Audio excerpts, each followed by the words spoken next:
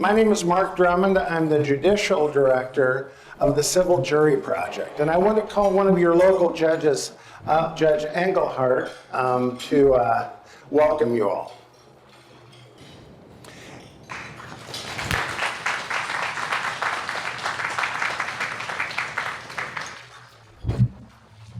Good afternoon, everybody. How's everybody doing? I'm very honored to have been invited here today and to get to welcome you all. I'm Mike Engelhardt, the judge of the 151st Civil District Court right over there. Been a judge for 10 and a half years, really love what I do. Best job I'll ever have. A few years ago, I was asked by Steve Sussman to be part of this civil jury project, as I know a number of you have. And I'm really glad that I accepted, because this is one of the most enlightened, progressive, interesting organizations I've had the pleasure to be a part of. It emphasizes the importance of actually having civil jury trials instead of arbitration settlements, and mediations, and private trials and things like that. It recognized a steep decline over a long period of time of the jury trials and the reasons for that, and emphasizes the things that we can do and that government at large can do to bring back those disappearing jury trials. And that's really important. Why? Because jurors are the engine of our democracy. They can nullify things that they see as unjust. They can keep people honest when they arrive at the courthouse. Very often cases settle just because they actually show up. Or when a jury is in a position to make a decision one way or the other, it helps keep actors in society honest. But the project itself is incredibly important and very well thought out. It has a newsletter that I hope that you all will contribute to, and we look forward to its continuing to thrive and improve our civil justice system for many years to come. Hopefully it will become obsolete by its own actions in the relatively near future. Mike Engelhardt, thanks so much. Thank you, Judge. Am I too loud? It's fine? Okay, great. Well, as Judge Engelhardt referred to the Civil Jury Project, Steve Sussman started the Civil Jury Project, and it is the only academic center which studies three things, and I call them the 3 C's. The first is the cause of the decline in trials, both jury trials and bench trials. Second C is care. Should we care about this? And finally, if we care about it, what can we do to cure it? And so we're going to be addressing all 3 of those. And in that order, and in order of least importance for this afternoon to most important. So you have on your tables the cause of the declines, and Judge Engelhardt mentioned some of those. We're going to talk about the care, whether we should care about this. And our position is we should care about it. And the third and the most important is the cure. And the reason that I have cut my normal speech in half and reduced the amount of slides that I'm going to show you in half is this is the largest group of jurors, and we have other jurors sitting out here, to ever join us. So I want to spend a lot of time on their feedback to us as both judges and advocates in the courtroom. So the jury trials are diminishing. This is the number of civil and bench trials per authorized federal judgeship. 1962 over here.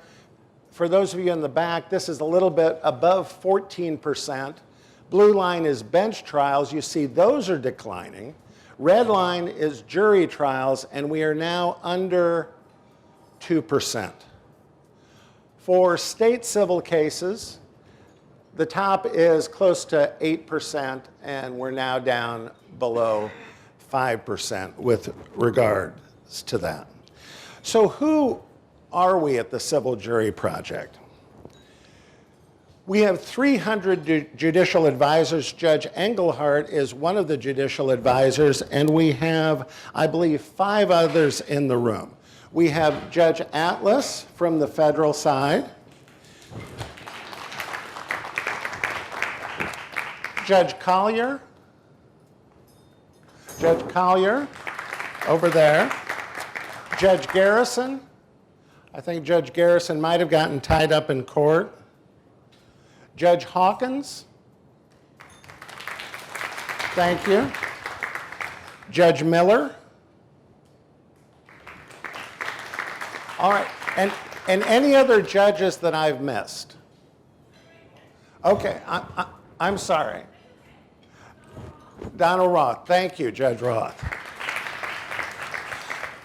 So we have 300 judicial advisors who give us input on these issues. We have 70 academic advisors who do studies and study the effects of the innovations that we're urging on jury trials. And we have 42 jury consultants that come together and give us advice as to how to improve our jury system. So what do? We do a lot of surveys. We survey the attitude of the public towards trials. You've heard the term litigation explosion. We ask them if they believe there is a litigation explosion and too many lawsuits. And then we ask them if they would be surprised to know that the actual number of trials is going down in the United States.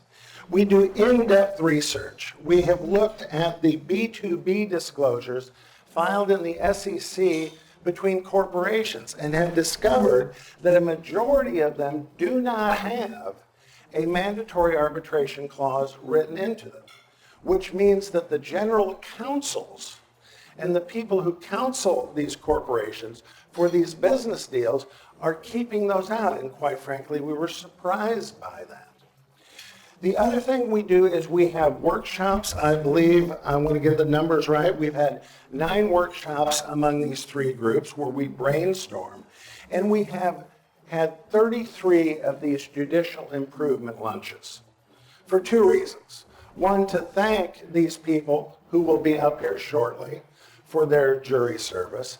And second, to get feedback from them on what they liked and what they did not like about their jury service. So let's turn to the 3 C's. We've talked about the cause. Should we care? Should we care about the decline? I believe there are 3 reasons why we should care about the decline. First is historical. It was referenced, the right to trial by jury, in the Declaration of Independence. It is written in Article 3 of the Constitution. 3 of the Bill of Rights have the right to jury trial. All of the states which form the Union guaranteed in their Constitution the right to a jury trial.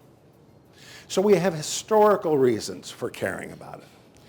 We have practical reasons as advocates and judges to care about it.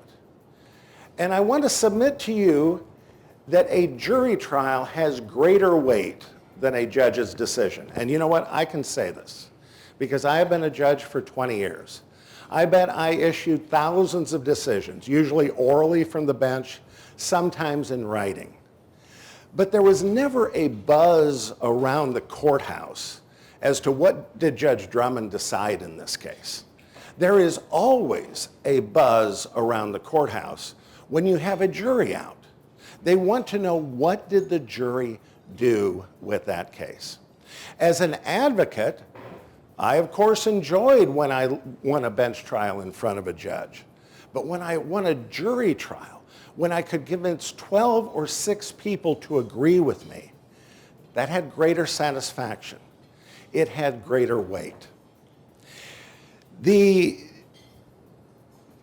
decisions that people make with regard to juries, with regard to cases, you can go on all these websites that have these algorithms for settling cases, and I know you can't read that from the back.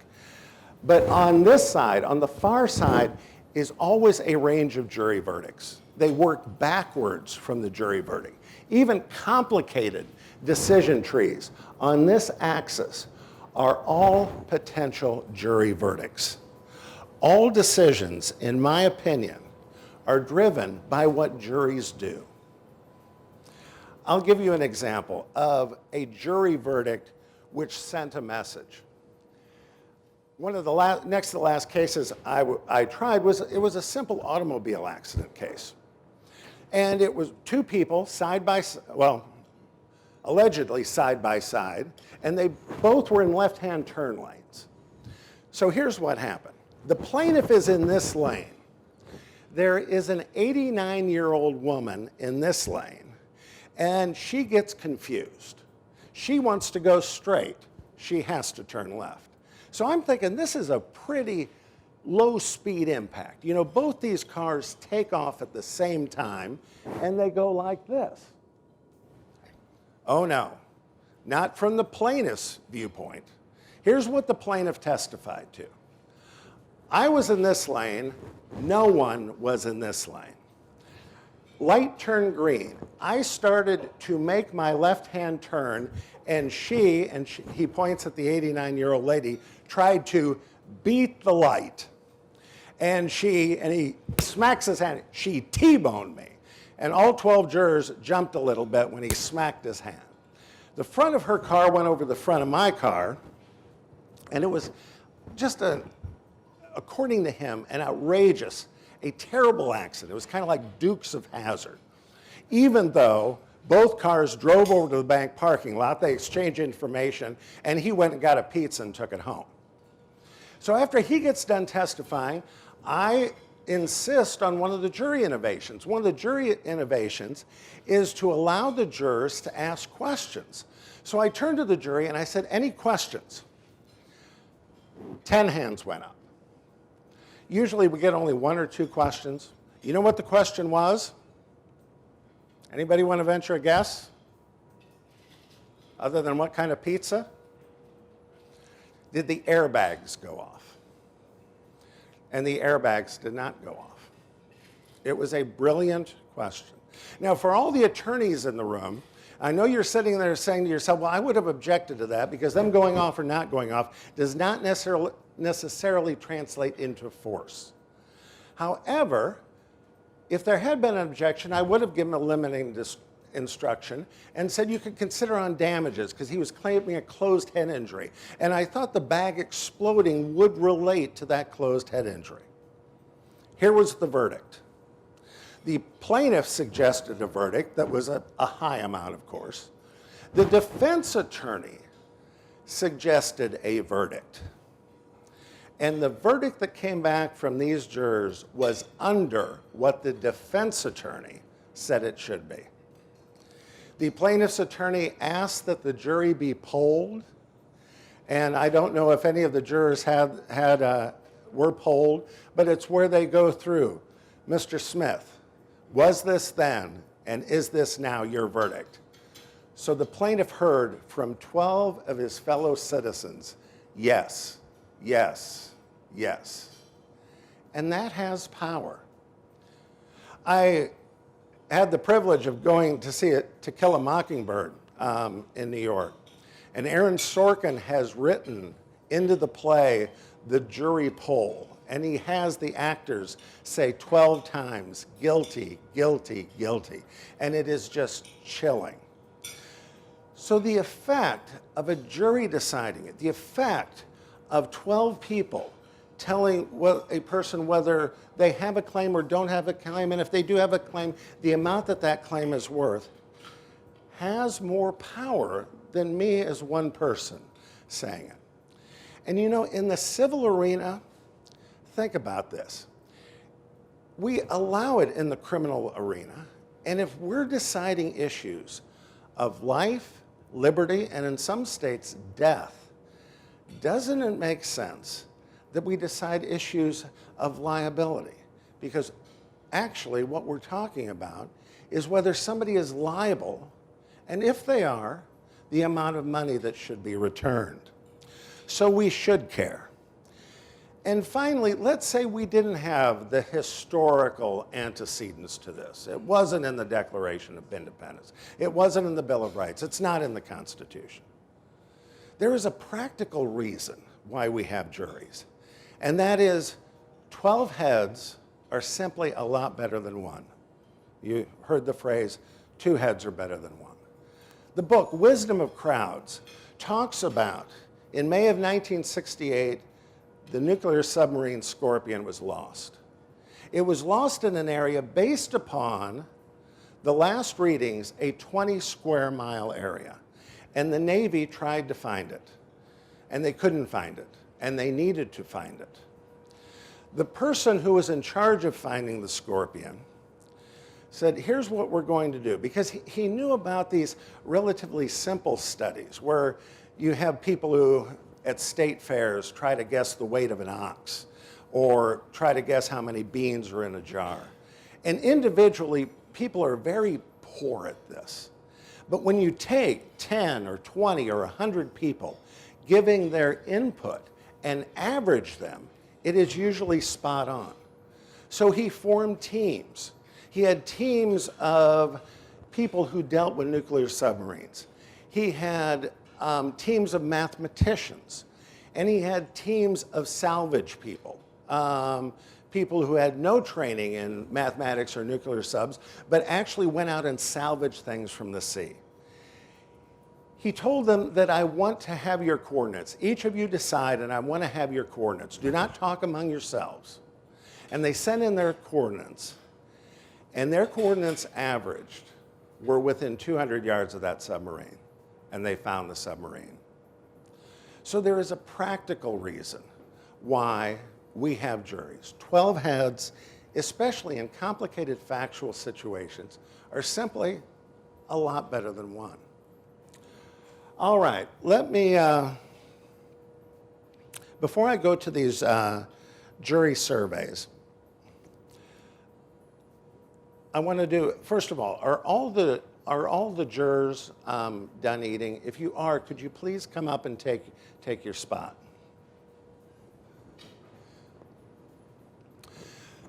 So this was a video done that's presented around the country to judges to try to convince them to adopt the jury innovations that we've been working on. And the premise to this is, what if we conducted college classes in the same way we conduct jury trials? All right, here we go.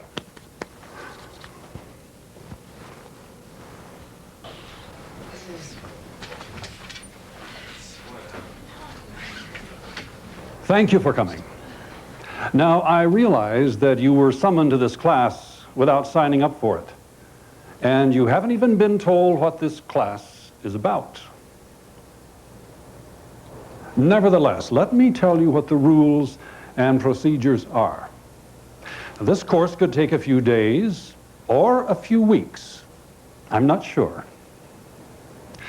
This course could be taught by 10 or 20 different teachers, and it will involve a subject you know nothing about. In fact, if you knew something about the subject to be taught, you couldn't take the class.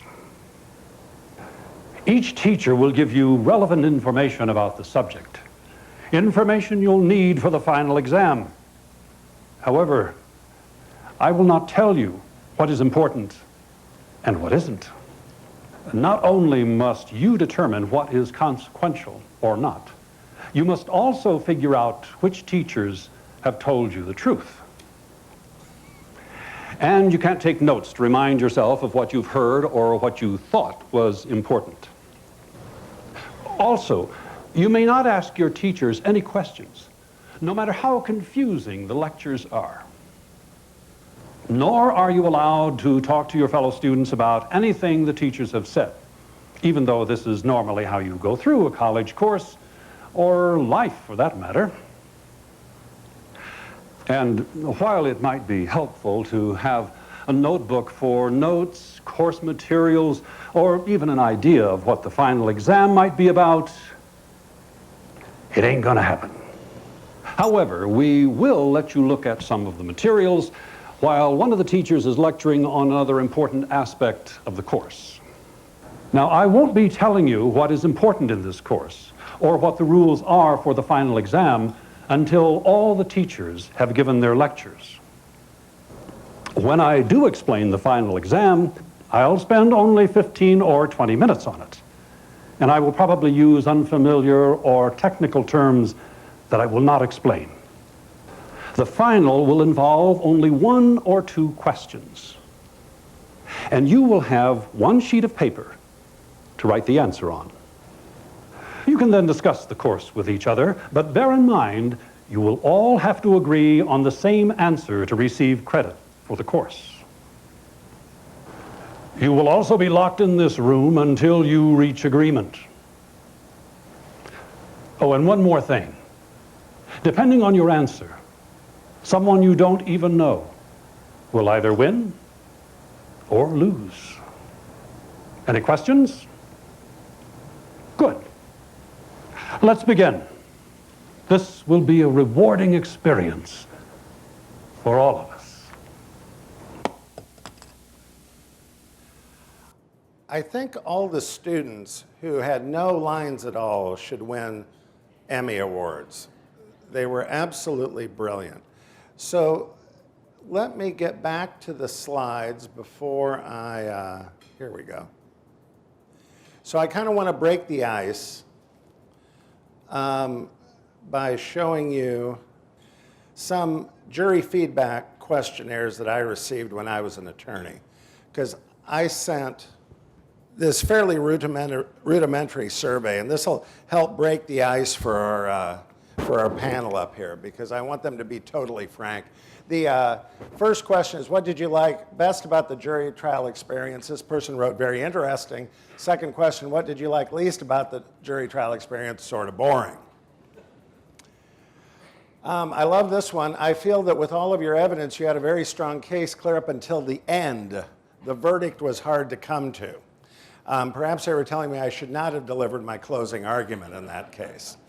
I will also tell you that if you send these out, you will get more on cases you lose than cases you win. If you win the case, it's like you won it. What more do you want? Stop bothering us.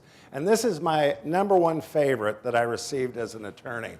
It was, as a trial lawyer, what did I do best during the jury trial? It's #3 here. You were very polite, looked neat, and brought out many small points in defendant's favor. Charlie, I'm sorry you're going away for 3 years, but at least they thought I looked neat. So let's turn to our jurors, and I want you to be absolutely frank in your responses. The setup is going to be, I've picked a couple of your questionnaires out, and Mr. Montgomery, I'm going to start with you just to give you a heads up, and I'm going to have you share your experience, and then I'll ask if there are any follow-up questions from the audience with regard to this. As it says, if it's a critical comment, please do not use the attorney's name or the names of the parties. Of course, I think if it's a compliment, we could waive that rule. But if you didn't like attorney Bob Smith may be sitting out there. So Mr. Montgomery, you are a man of few words. You had 4 words to these responses. What did you like most about your jury service experience? The judge. What did you like least about your jury service experience? The lawyers. So we can take it. Let's start with the lawyers first. What happened that caused you to write that? Were there things that they specifically did that this group should watch out for? Well, in the case that... And I'm going to have you all speak into the microphone because we are recording this, and these tips are good. You should all know that there are some jurisdictions which do not allow us to debrief jurors. So it is so valuable for us to get your input. So Mr. Montgomery, I appreciate me forcing you to go first, but tell us. The case that I was on, it was a civil case. I think there were 6 plaintiffs and defendants in the courtroom, and I think Can you all hear him? there were Okay. 7 lawyers. And basically the case was 6 or 7 people suing 6 or 7 people for their own bad decisions and wanting somebody else to pay for their losses. The judge, the lawyers for 3 days beat the same points over and over and over. By the third day, the jury panel was ready to just stand up and say, we get it, move on down the road. By the third day also, the judge had a stopwatch, and she'd go to that lawyer and say, you have 3 minutes, go. And he'd say, I'll pass my 3 minutes to that lawyer. So she was running this courtroom like it was some type of military maneuver. The judge imposed time limits at a certain point in the trial. Yeah, because they were just running out the clock. They wouldn't stop. You know, it's funny that you say we get it. I've always said to the attorneys who try cases in front of me who are repetitious, and who else had repetition? One of you on the survey, Ms. Granger, you had repetition. Talk about what happened. You know, in addition to the repetition, which was part of it, it was the lack of preparedness, and I think that's what drove the repetition. When the two lawyers, it was just a defendant and a plaintiff and each of their lawyers, and the two of them were worlds apart in their preparation. The one would repeat himself because he would just lose his focus, lose his place, and go off on these weird, rambly things. You just didn't even know where it was going. I think, and now that I'm looking back at it, one of the things that drove the other side to be more prepared was their client did not speak English. So everything their client said was being translated. Well, you have to be very ready to articulate and not make it difficult for the translator. So I think that's probably what made him be more prepared. But just it was just ad nauseum of points that were going no place. I've always said to attorneys who try cases in front of me that I'm actually thinking about having cards made up like they have in the Olympics, where they 7, 9, and they hold up the cards with the words "We get it!" exclamation point. It is, when every jury survey that, to my knowledge, has ever been done, that's the number one complaint against lawyers, is that we are too repetitious. When you say they weren't prepared, did you have any delays in the trial because you knew that they needed to get something set up or anything like that? He was just referring to his notes a lot, like he just wasn't familiar with the material, which didn't make any sense because it was probably the easiest case on the planet. So rather than "we don't get it," mine would have said, "I have no idea what you're talking about." Okay. There was no path. You know, sometimes someone will be speaking and you can see where they're going. And he bounced around so much because he would lose his focus. He'd forget what his point was, literally. He would get to the end and say, "I don't remember why I was telling you that." Right. Any follow-up questions from the audience on this issue of repetition? Yes, Ms. Citron. The attorneys. I didn't find that the lawyers that were handling the case I sat on were particularly repetitious during the trial, but it was voir dire, and it was over and over and over the same point. And is that important? So, I mean, I presume it's important for the attorneys to make sure we get the point, but it did seem a little treating us maybe like we were stupid. Okay, explain to me the mechanics of your voir dire. Did they go individually and ask each juror the same questions, or would they do it as a group and then? As a group, and then specifically say, oh, you know, based on what information they had about us, would take a particular question to one or two people. As you sat there as a juror, how would you cure it? Do you have any advice for us as to, I mean, because we want to find out about you. No, I understand that. It's more, I don't know how to to explain it, but just, you know, most of us, well, I think everyone who goes and serves is ultimately very respectful and very interested in doing the best job that they can. But, you know, once or twice about, has anyone been in a motor vehicle accident or whatever, it just sometimes goes on for seemingly forever. Okay. Any follow-up questions or any input from any of the jurors who had this same experience in voir dire? How long did it take for them to pick a jury in your case? Oh, I can't remember, but it was probably an hour and a half. Okay. Anyone else have that same experience? Impaneling? Right. Yes, Yeah, okay. yeah. Yeah, I think our impaneling was about as long as our trial. And it did seem to me that it started out very linear and we were going down the line, but then as people would, it felt like a therapy session. As people would share, then somebody down here who'd already talked would, oh, yeah, I do have a cousin's neighbor's aunt's friend was in a situation where they saw a car. I probably can't be unbiased. It got to where people became overly diligent about separating their biases from what they're going to hear. And if you've lived past the age of 5, you have experiences. And that, I think, brings to the table, not takes away. And I was sharing with my table mates that I do this mental experiment because that probably was the biggest piece of my experience as a juror.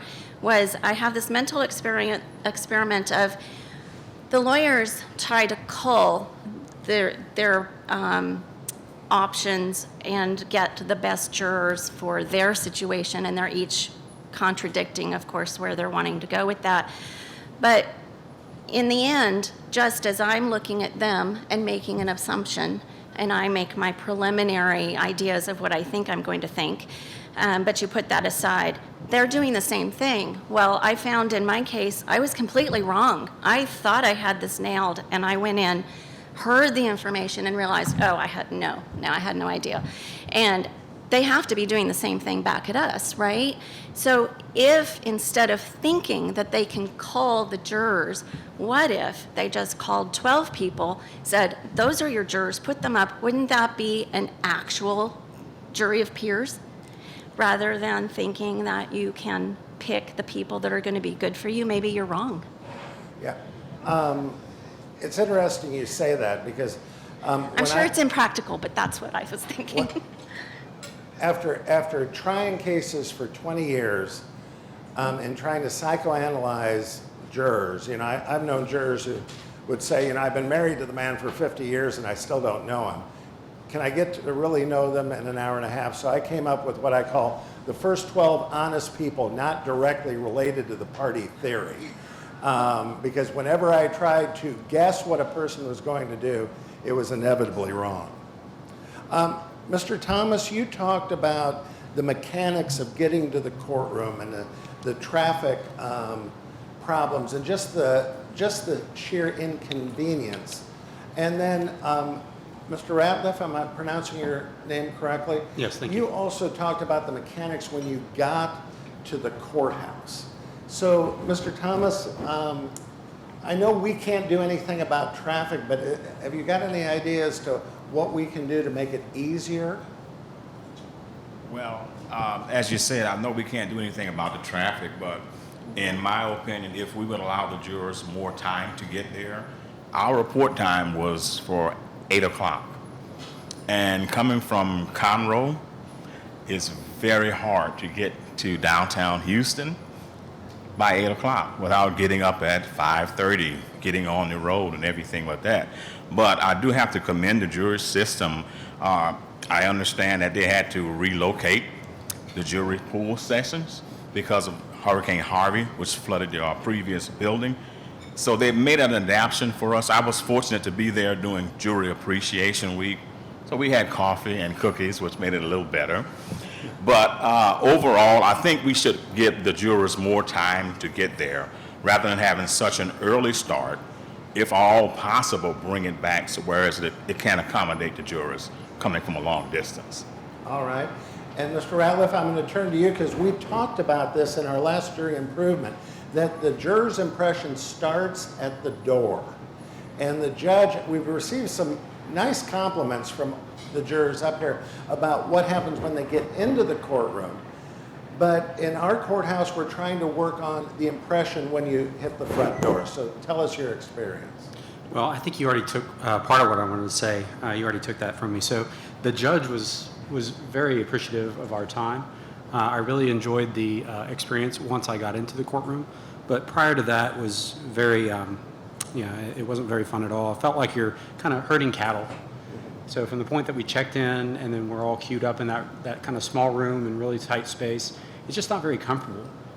Respect for the individual, their space, their time, and everything like that. And then turning in the cards and the whole process of waiting there was not the best. I didn't like it. Reason that I want to address it with all of you advocates is you need to know the mindset of the jurors on the first day. They may have been going through this, and that is why us going overboard may be needed in certain cases because they've had to drive for 2.5 hours. Can I add something else to that? Yes. So even outside of the waiting room, but while we're waiting to get called, after we were called and taken out, this might have been part of Harvey, I'm not sure, but we were led down this underground small hallway and taken through a single file line metal detector for everybody in that courtroom. So we literally waited in line just to get through the metal detector for about 30 minutes. Mm-hmm. And you don't even do that at the airport hardly, That's, Yeah. And quite frankly, that's on us in the court system. Maybe have a separate entrance for jurors, a separate metal detector for jurors. Mr. Schechner, am I pronouncing your name correctly? Yes, you are. Very good. You enjoyed serving in the jury system and watching the lawyers in action. We asked, what did you like least about your jury experience? And you said nothing. So tell us what you liked. Well, I like just the the arguments between the lawyers explaining the case and then them going at it and understanding about the business, something I wasn't familiar with because this was the oil business, a contract involving the oil business, and the way they explain it back and forth, and that was it. And you had one of the longest trials of the group. You had 3 days, and your deliberations were 6 hours, Yes. correct? Yes. All right. Anything you want to, without going into the reasons, were you interested in the dynamic that went on in the room? Yes. So if it's 6 hours, it wasn't a snap decision, correct? No. And I wasn't agreeing with them exactly on how they came out with, in the end, we came out with the case. It was kind of a split when they were asking the questions, but regarding the contract, I thought it might not even go over because they had one way of doing it where they said, well, the contract was correct, but they disagreed on it and they came to a settlement anyway. The end up settlement was the case was denied. But how they got there, that's what I wanted in the end. I didn't want to see a settlement to go to the plaintiff, that's all. I see. The way I'm sort of like the last speaker in that I enjoyed everything about the 2 days from start to finish. And I think it's our responsibility as jurors to realize that, this system of whatever, trial, et cetera, works ultimately in our favor. So I think having to go through, I don't love going through metal detectors or whatever, but it's something that we have to do, and it's not something that we're doing every day.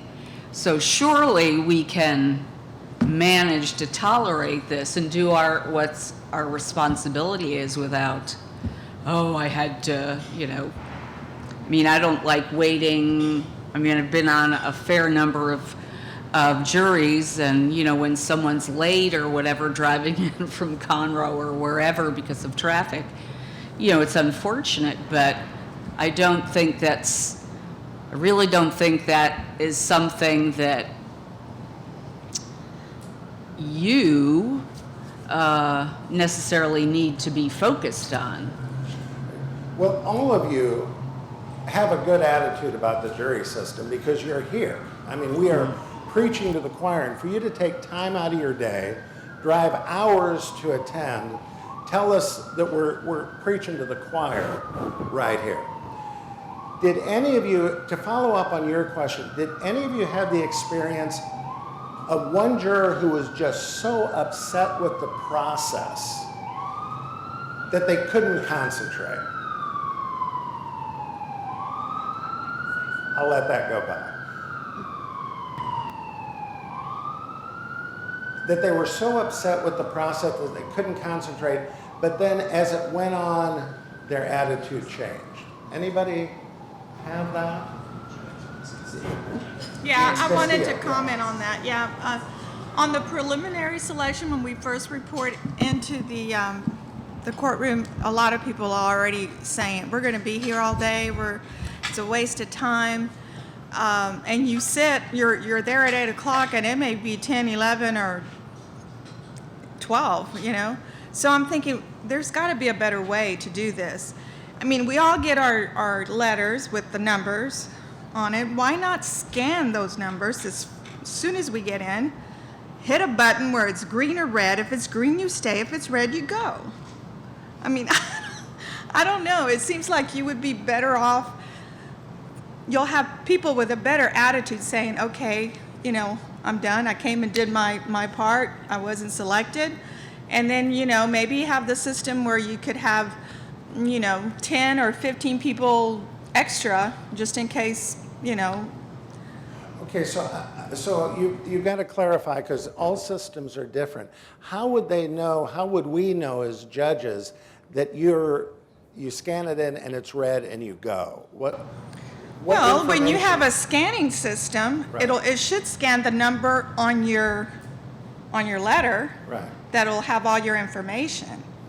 okay. So, I mean, this is more for an IT person, I guess, but, you know, if you scan your letter with your number, you hit a button, and if it's green, you're to stay, and if it's red, you can leave. The system will have to track what juror number you are, and it seems like that would be just a, But you realize we have to question you before we can make that decision, right? why? I mean, you know, if you want to question the jurors, why not put the questions on the letters? Okay. Well, there are some cases, and they're usually the cases that last for a long time, that they do send out juror questionnaires. For example, I live in a very small county. The major employer is a hospital. So we send those letters out, and if they're employed by that hospital, most of the time the attorneys agree, we don't need that juror. But other than those make or break issues, we really don't have a chance to pre-select until we've questioned you. But there's, It's frustrating, you know, because, I mean, do y'all pull like 40, 50 people for just one case, or is it 100? it depends, and it depends on the case. A simple automobile accident that's going to last a day, we don't need that many jurors. Right. But we have a lot of cases going on in the courthouse, and if they're not for that jury, good for that jury, we'll put them on another jury. And when I say good, I mean if the person lives right next door to the plaintiff, they're of course not going to sit on that jury, but they may be sitting on another jury. But even when you ask people the questions, people are already like speaking about how they're going to answer just so they won't get selected. Sometimes it works, sometimes it doesn't, but you know, it just seems like it's not. And we realize that happens, and evidently that did not happen with you because you were selected, correct? Right. So how long did your jury selection take before you were selected? It was probably around 3. 3 o'clock in the afternoon, from 8 to 3. And you responded that you enjoyed being part of the justice system. After that initial aggravation of you thinking there ought to be a better way, Yeah. what changed your mind? What makes you feel positive about the justice system? What did they do? Because once you hear a case, you always want to plant your seed of justice, you know, and I just think that's rewarding. But as much as we want to be fair in the justice system, sometimes it's not served. And I think just being a part and just, like I said, planting your seed makes a difference. Right, and you were on a 3 to 4 day trial and your deliberation lasted 3 hours, correct? Yes. All right. All right, Ms. Jones, I'm going to turn to you. What did you like and what didn't you like? I didn't like because I lost because I didn't step up to be a juror leader back there, and I offered it to the other ladies, but it backfired because in the jury room, we starting off not knowing each other, but then, you know, you get people conversation having similarities in life, you know, oh, you go to this church, or hey, I get my hair done here, or whatever. So they kind of bond a little bit.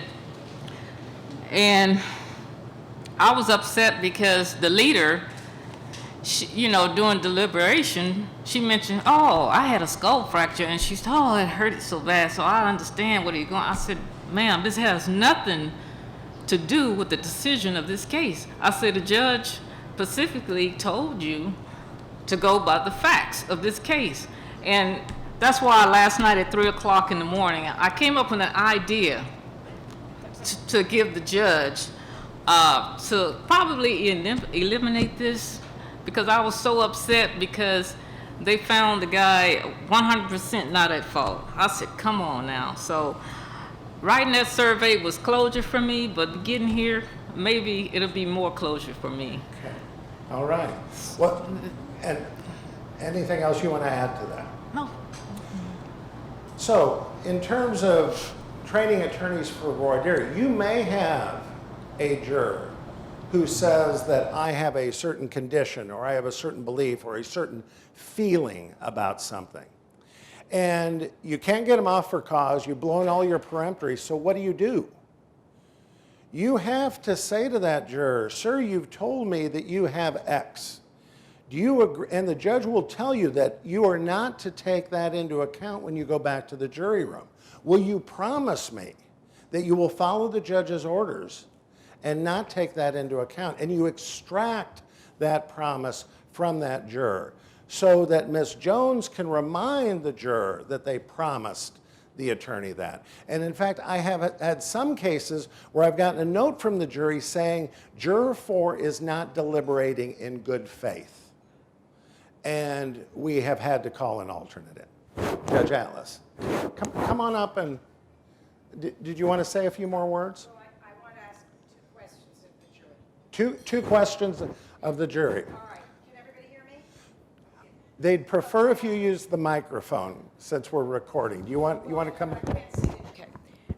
First of all, if you served on a jury in state court, raise your hand, jurors. State court. That's county, state. I believe they were all state. All state. Okay.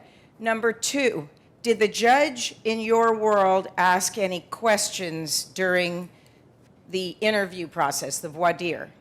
Yes? Yes? Okay. Do you think that you would be, or would have, or were, more accurate and responsive to a judge's question than to the lawyer's questions? If you can answer that. There are 2 kinds of questions. One type of question is essentially, have you ever served on a jury before? Something objective, where it's a yes or no answer, documented. I'm not including those questions. I'm asking about questions where you had some experience and then the judge says, could you put that aside? Could you promise, as Judge Drummond is saying, that you will not consider that, but you'll restrict yourself to the facts brought into this courtroom in making a decision in the case? If the judge asks you that, would you be more candid than if a lawyer asked, or the reverse? Yes, Judge? Yes. Judge? Judge or lawyer? Let me ask you a question. Sure. If the judge were to ask everyone as a group versus going one person at a time, Yes, as a group. it would certainly be more efficient. Okay, that's how we do it in federal court, and people criticize that. And yeah, they do. But part of it is whether the judge has put the jurors at ease. Because we judges get it that if you're up there, yes, no, like a military operation, jurors are going to be intimidated. But if you warm them up, you're human, I'm human, I put my pants on one leg at a time, then if you warm your jury up that there is no wrong answer, we just want to know what you think, then the question is, and I'm going to keep going down the line because there's a big debate on this topic, would you answer an opinion type question more accurately and with sincerity if a judge asks than if a juror strike that, than if a lawyer asks? You following my question? Do you think it matters that the judge asks? Would you make an effort to be more accurate? Yes. Judge. Depends on the judge. Developing that camaraderie you're describing. Okay, thank you. I think for me, it would depend if, I've seen where judges will ask when during the voir dire, someone or one of the attorneys is having difficulty getting a direct, answer to something. Then when the judge speaks out, that's when I would certainly probably Pay a special attention. space. And that's partly because the judge, who has quite a bit of experience in most cases, would be able to frame the question more accurately, more simply. Right. Okay, thank you. Ma'am? Yes, I would prefer the judge. He's the boss in the courtroom, and I like to see that control. So, yes, the judge. Thank you. Doesn't matter. Mr. Ratcliffe? Yes, I prefer the lawyer, but also we did have a scenario in our trial where there was some back and forth between the lawyer and one of the jurors in answering the question, and that's when the judge got involved and clarified it and kind of helped settle that issue. I think it was kind of a combination of both, if you will. Very good. I really appreciated that because it kind of headed off they were back and forth and really not communicating well. Right. And the judge had to intervene and go, hey, look, And can you set shorten that it. aside and do that? So I thought it was great. Okay, I would say the judge, too. okay. Definitely agree that judge would have more weight in asking his or her questions Okay. rather than the attorneys. Okay. Well, just so you know, I do ask a lot of questions of the jurors, but I also invite the lawyers to ask questions also. But in federal court, voir dire takes usually at most 2 hours, 2.5, depending on the length of case and complexity and sensitivity of the issues. Whereas in state court, historically, it took longer, but I think the state judges are also trying to limit, because we do value your time, and especially those that don't get picked. Thank you. And thank you for your service. Thank you, Judge Atlas. All right. Ms. Dalton, I don't think we've heard from you. Yes. So what did you like, and any critique? This has been my first jury experience, and knowing how large Houston is, I was really impressed by the process, leading us first into the large jury room and then being called and then going through the miles of tunnels and then the metal detector. Although it was a bit cumbersome at times, and I wish somebody would have said, hey, don't wear heels, especially if you get chosen. Other than that, I felt like it really flowed. Our case, the voir dire was maybe an hour, and the judge released us for lunch, and then we re-adjourned. So it flew, and it was a 2-day case. So as far as explanation, both of the attorneys, one was an older gentleman who was very soft-spoken, and then the other one, English was his second language, so it was kind of hard understanding them, but we worked through it, and it was an amazing jury. We came from all walks of life, so it was good. Excellent. All right, we have about 4 minutes left. Any question that you're dying to ask? Yes. In the video, there was a reference to getting the questions at the end of the case, and I was wondering what you thought maybe it would be helpful if you got the questions in the beginning of the case, maybe the elements of what you were supposed to be deciding and being told by the judge what was important and what was not ahead of time. So pre-instructions, you get the instructions before. Did any of you have that happen? You knew what the instructions were before you started deliberating. Okay, anybody believe that would be helpful? To have the view from 30,000 feet? I don't think it would be helpful because I think it would cause you to filter information that you otherwise would not filter. I think you need to gather everything, then be given the instructions, and then filter. All right. Anybody have a contrary view that they'd like to know what they have to decide at the end, at the very beginning?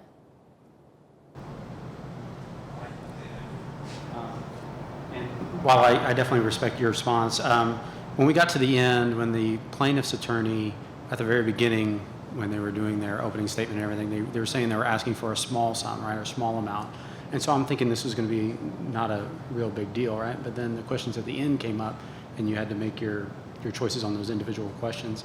Those were not small amounts, so I felt like I had been misled.